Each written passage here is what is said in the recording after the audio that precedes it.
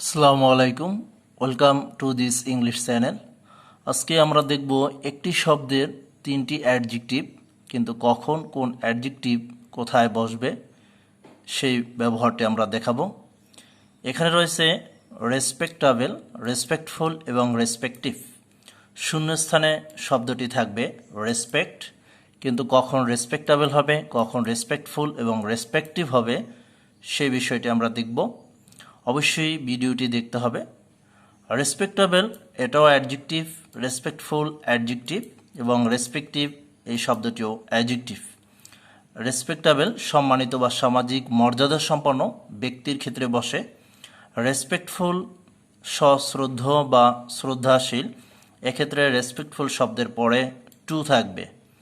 Respective যার যার বা স্ব অর্থাৎ আলাদা বা ভিন্ন ভিন্ন করে বোঝানোর জন্য রেসপেক্টিভ শব্দের ব্যবহার করা হয়ে থাকে।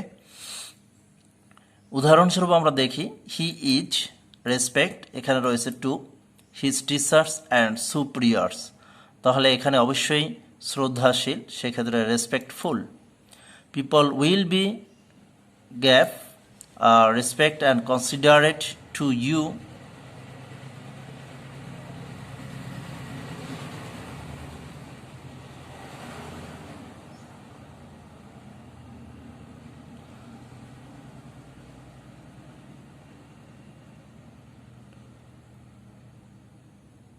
People will be gave and considerate to you, এখানেও রয়েছে টু, তাহলে অবশ্যই আমাদের রেসপেক্টফুল শব্দটি ইউজ করতে হবে ইফ ইউ আর কার্টিয়াস।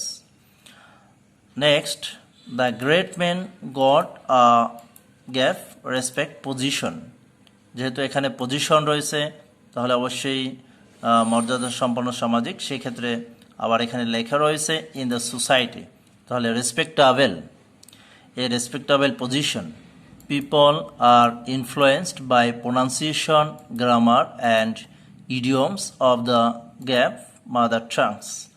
অর্থাৎ যার যার মাতৃভাষার দ্বারা লোকজনকে প্রভাবিত করা হয়, সেক্ষেত্রে সব ভিন্ন ভিন্ন বোঝানোর জন্য রেসপেক্টিভ। সো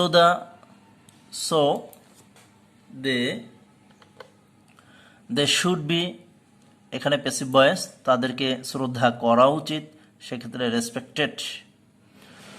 আবার দেখি রেসপন্স শব্দ থাকবে শূন্যস্থানে, সেক্ষেত্রে দুইটি অ্যাডজেক্টিভ, রেসপন্সিভ এবং রেসপন্সিবল। রেসপন্সিভ যখন হবে তখন এরপর অবশ্যই টু থাকবে এবং রেসপন্সিবল শব্দটির পরে বেশিরভাগ সময়ই ফর থাকে। উদাহরণস্বরূপ he is always gave to his duty, এখানে তার ডিউটির প্রতি সে দ্রুত সাড়া দেয়, এরকম বোঝানো হয়, তাহলে responsive. Human beings are gave, তারপরে ফর দিস পলিউশন, এখানে ফর রয়েছে, তাহলে অবশ্যই রেসপন্সিবল শব্দটি ব্যবহার করতে হবে। খুবই গুরুত্বপূর্ণ, রেসপেক্টেবল, রেসপেক্টফুল, রেসপেক্টিভ এই তিনটি শব্দই অ্যাডজেক্টিভ, কিন্তু এর অর্থ ভিন্ন ভিন্ন। তারপর রয়েছে যেমন রেসপন্সিভ, রেসপন্সিবল, দুইটি শব্দ অ্যাডজেক্টিভ, দুইটি শব্দের অর্থ ভিন্ন ভিন্ন। এক্ষেত্রে শূন্যস্থানে রেসপেক্ট থাকবে, তখন রেসপেক্টেবল, রেসপেক্টফুল, রেসপেক্টিভ বসাতে হবে, এবং যখন রেসপন্স থাকবে তখন রেসপন্সিভ অথবা রেসপন্সিবল, যে কোনো শব্দের একটি ব্যবহার করতে হবে এর অর্থ অনুযায়ী।